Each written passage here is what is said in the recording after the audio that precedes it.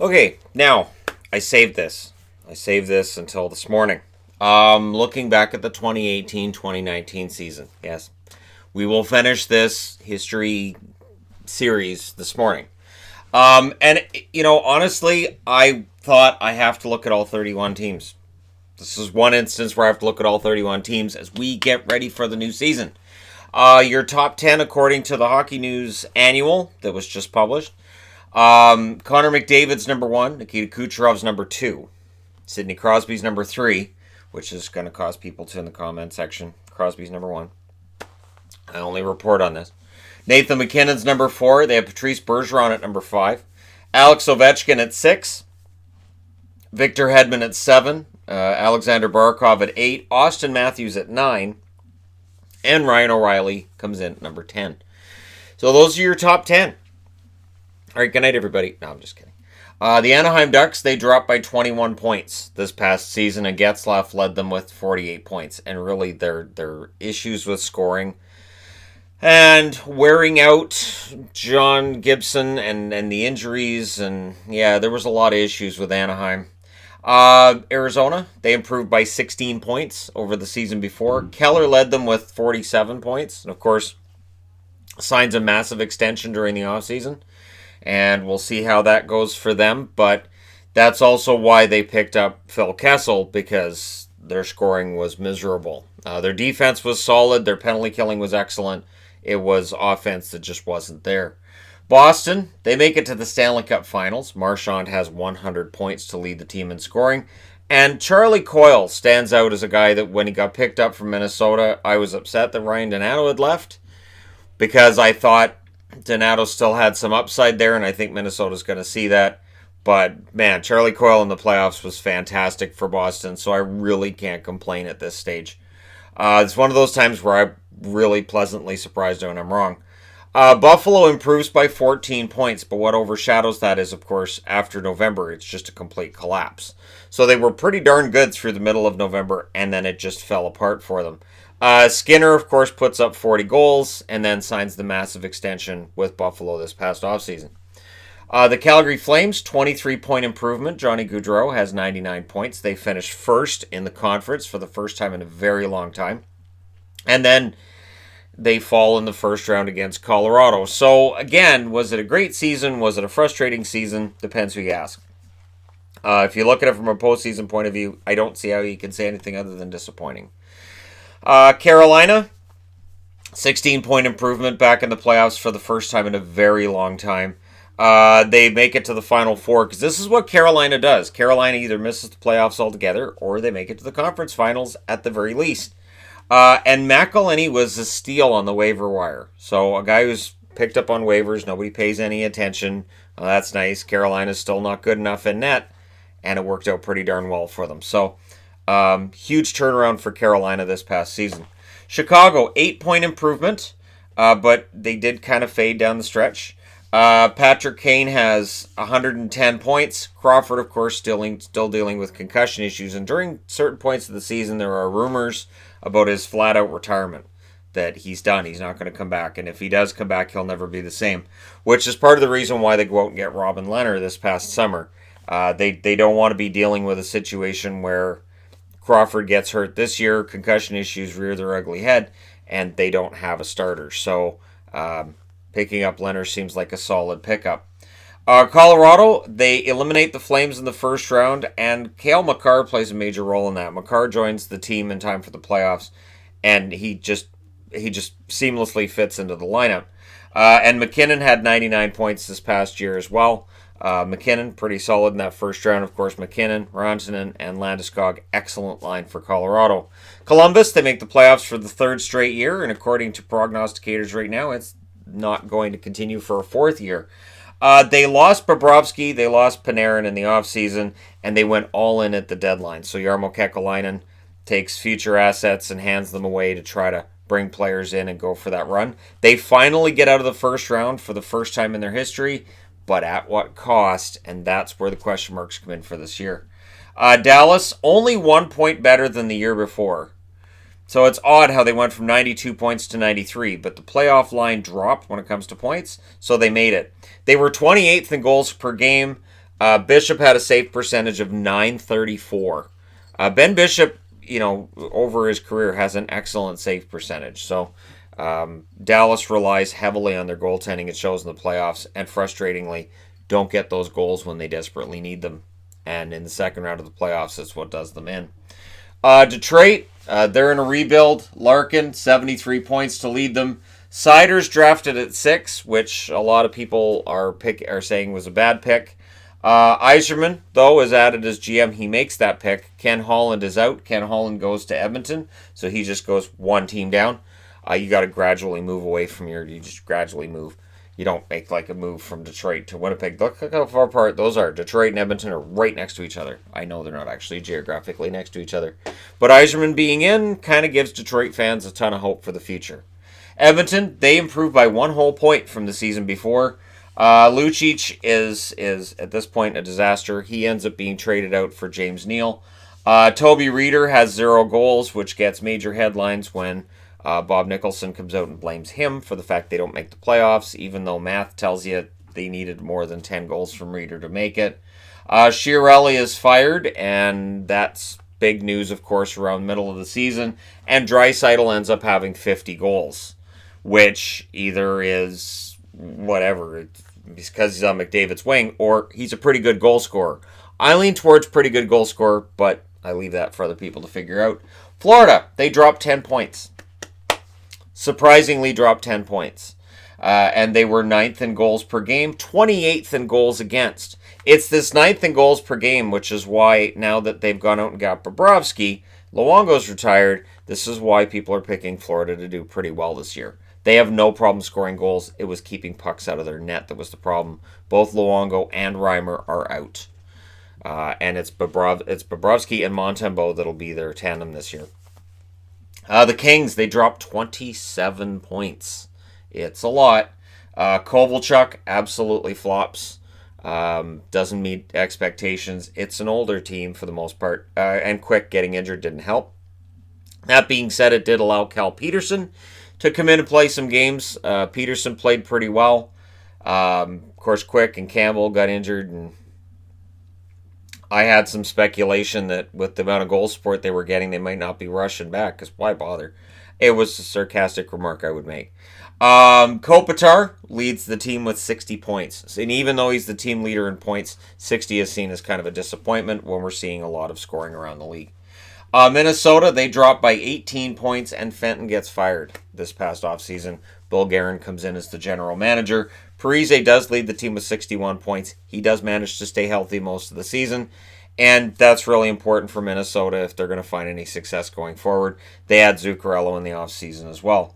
Montreal, 25-point improvement. They barely missed the playoffs. They were only 4 points behind Toronto. That's the interesting thing. They only finished the season 4 points behind Toronto. But if you look at the Stanley Cup odds makers for 2019-2020, Toronto's up here and Montreal is not. So it's interesting to me that that's the case because they were very close. Domi has 72 points to lead the team, and Carey Price wins 35 games in a pretty solid comeback year for him after a few years there where it was like, is he ever going to be Carey Price again? Nashville, they dropped 17 points. They still reach 100, but they dropped 17 points from the previous season. They added Duchesne in the offseason in order to prop up their center position and get some more scoring in the lineup. They were out in round 1 versus Dallas. They had trouble scoring in that round, and I was going to say Rask. No, Rene. Rene was not on his game against Dallas for parts of that series. Be interesting to see if Saros plays more games this year. Arvidsson stands out with 34 goals in 58 games played. So if he'd played those other 24 games, highly likely he would have scored 45, I would think. That's, just ballpark. Probably 45, but maybe 50. Anyways, we'll see if Arvidsson can follow that up this season. New Jersey, they dropped 25 points. They go from wild card to no cards. They're just out. They added, though, Jack Hughes, number 1 overall, Nikita Gusev from Vegas in a deal that could end up being the steal of the century. Subban, also picked up from Nashville. New Jersey, the only team willing to take on the entire $9 billion cap hit of PK Subban. Corey Schneider goes a full calendar year without a win. And there's a lot made of that. And then he has a decent finish to the season, which gets his numbers up a bit. And he's looked healthy thus far heading into the season we're going into today, which is 2019-2020 for people who watch this video years from now. But yeah, Schneider, rough year. They end up trading out Kincaid. Kincaid was supposed to be starter 1B, and it just was a miserable year for him. So Blackwood steps into that spot.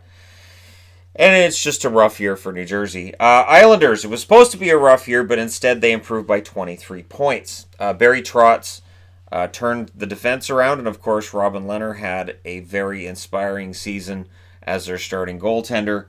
That being said, Greiss also had a very good season, and the whole defense turns around. And of course they don't need Tavares. They tell him that when he comes back to town in a night that...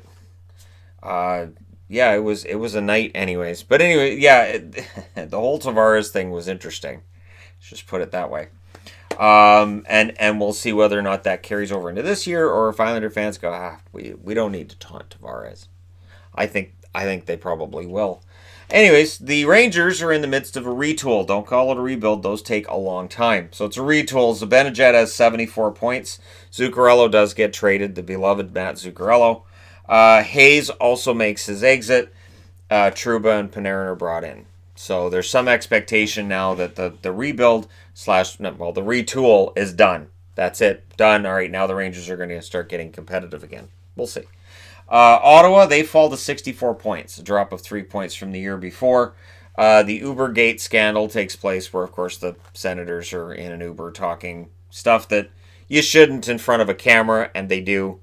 Most of those guys are gone. I'm pretty sure almost all of them are gone. I don't think there's very much of the Ubergate people left. And of course, Carlson made his exit before the season started, and that kind of seemed to put a shadow over the team. Melnick drama is just endless, it seems. Stone, Duchesne, Dzingel all leave because they want money, and the Senators go, we don't want to give money. And so it's a full-on rebuild. And, you know, Brandstrom is among the notable returns that they get for these players, and it'll be interesting to see, was 64 points the bottom, or are they capable of falling further, or are they going to bounce back to, say, 75, 78, or 80 points, or maybe even more? Maybe Ottawa becomes the surprise team of next season. We'll find out starting tonight. The Flyers, they dropped by 16 points, and the most notable thing about the Flyers this season, not just that Giroux fell back to more of a usual total throughout his career, but they use 8 different goaltenders. 8. And it is a miserable time in net. But the good news for Flyers fans is Carter Hart emerges as a genuine starting goaltender for the Philadelphia Flyers. So the future's bright. And then in the offseason, they jettison a bunch of goaltenders, and Carter Hart and Brian Elliott are the guys. Pittsburgh, 100 points, the exact same total they had in 2017-2018. And it's interesting because playoffs will play a large role in deciding how people view a team.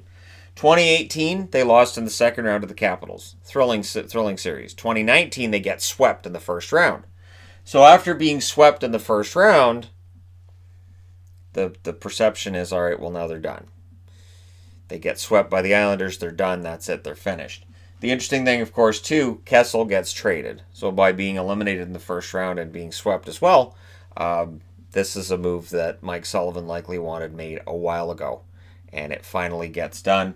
Malkin apparently said, look, either you trade him or I'm out of here.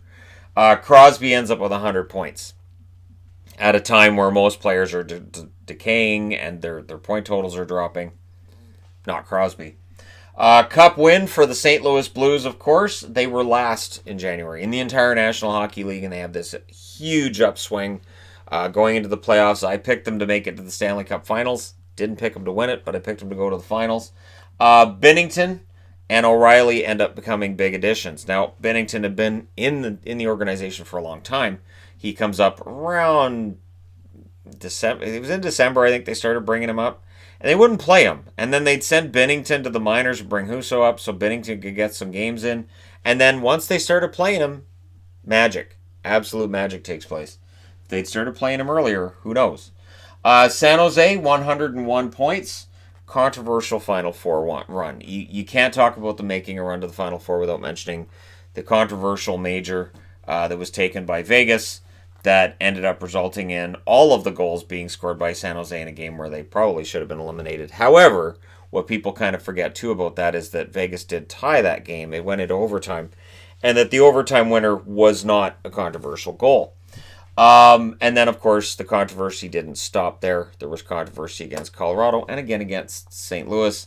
And all of the controversial calls meant the NHL changed the rules for this coming season. You can't change the rules during the middle of the playoffs. Karlsson ends up sticking around. And because Erik Karlsson sticks around, they don't have the money to pay Joe Pavelski. Pavelski makes his exit. And one notable as well is that Martin Jones had a miserable year.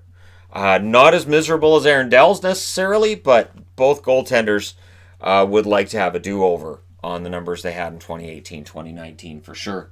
Tampa makes news. 62 wins. They win the President's Trophy, which is, of course, a huge jinx. And so they don't win a single game in the playoffs, and the Vancouver Canucks from 2012 are grateful because they had been the President's Trophy winner that got eliminated in 5 games in the first round, and that made them a laughingstock. Now Tampa got swept. So that takes the Canucks out of a very dubious record book. Kind of, sort of. They're still the honorable mention.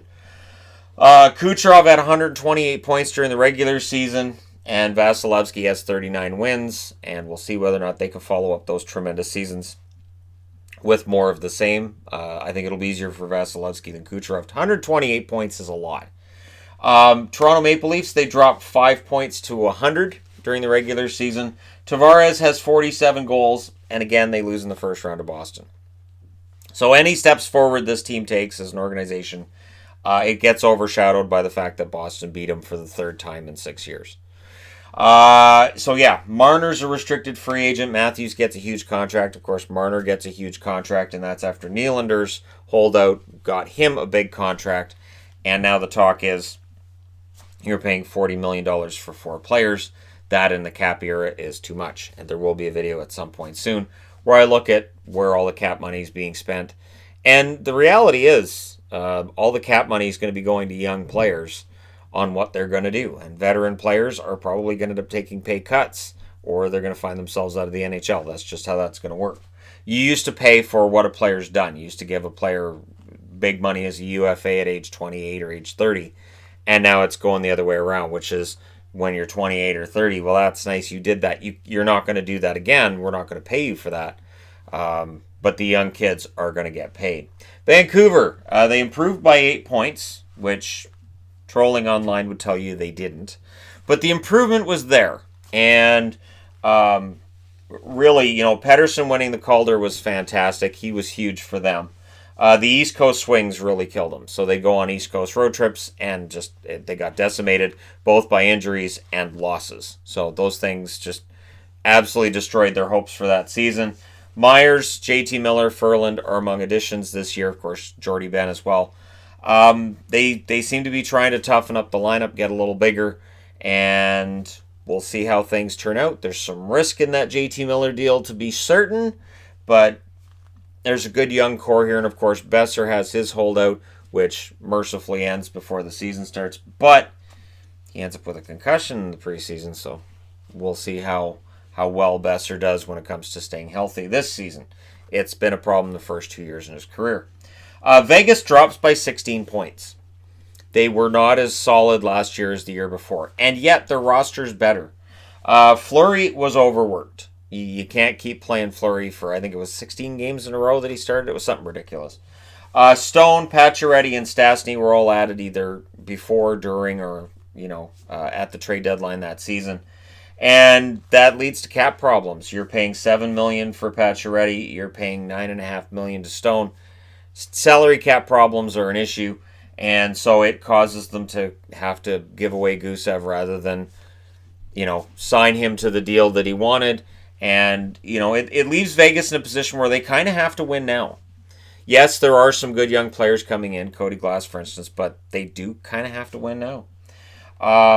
Washington, they'd only dropped by 1 point from where they were the year they won the Stanley Cup. But they lost in the first round to Carolina, so everybody's jumping off the bandwagon with them. It's amazing. It's only a 1-point difference in the regular season. Ovechkin scored 51 goals, and of course, Wilson gets suspended for that hit against Sundqvist, and the meme is kind of born out of that hit. That every time there's a hit that's questionable, somebody's like, well, Wilson's going to get 20 for this, Wilson's going to get 50 for this. It doesn't stop being funny. You would think eventually you'd think it would stop getting it doesn't. It's one of those memes that just keeps giving. It's really funny. So yeah, for the Capitals, rough season, but still 100 points. Still a 100-point team. The Winnipeg Jets, these guys were expected to be Stanley Cup champions in 2019, and it all fell apart in round one. They had a 15-point drop during the regular season, and holding leads and just defensively there was some misadventures that went on there. Then they lose Hayes, who they bought it as a rental at the deadline, and then they had to make another trade to get back that first-round draft pick that became Heinola, who's going to be in their lineup for 2019-2020. We'll see how many games. But yeah, they lose Hayes, they lose Trouba, they lose Brandon Tanev to an insane deal that Pittsburgh signed him to. Myers leaves as well to a expensive deal Vancouver signs him to. And then Laine and Connor hold out as RFAs for a while, almost into the 2019-2020 season. There were a lot of cap issues, and so they go from favorites to nobody picking them for the Stanley Cup. Today, as I'm recording this, October 2nd, 2019, the NHL.com's released their picks of who's going to win the Stanley Cup. Nobody's picking Winnipeg, which might be for the best, because everybody seems to be picking Tampa Bay, and your consensus pick for the Stanley Cup almost never actually wins it. It's something that I've observed on this channel every year since it started. Whoever the consensus pick is, I don't pick them, because I'm like, nope, that team won't win, because that's the one everybody's expecting. And this year, despite Tampa not getting a single win in the playoffs in 2019, everybody's picking to win it in 2020. And I get it. I get it. But that's why I won't pick Tampa, because I look at that and I go, if everybody's picking them, they're not going to win it. But there you go. Your scoring leaders from 2018-2019, Kucherov, 41 goals, 87 assists, 128 points. McDavid, 41 goals, 75 assists, 116 points. Defensemen, leaders there, Brent Burns, 16 goals, 67 assists, 83 points. Mark Giordano has the best season of his career with Calgary, ends up winning the Norris Trophy. 17 goals, 57 assists, 74 points. And your rookie scoring leaders, Pettersson, 28 goals, 38 assists, 66 points. And Brady Tkachuk, 22 goals, 23 assists, 45 points for the Ottawa Senators. So there you go. Now we're done. I was like, oh, right. Yeah, make sure you get done before you're finished the video. And you turn it off, and then, crap, I got to start over. Anyways, thank you guys so much for watching and for watching this series throughout the summer. We're now into fall. It's chilly out there. It's fall. Don't forget to hit like and subscribe. If you're browsing your way through, you just happened upon this video. 123,000 subscribers now. That's excellent. And hey, thank you guys so much for watching, for all your support. I'll talk to you again soon.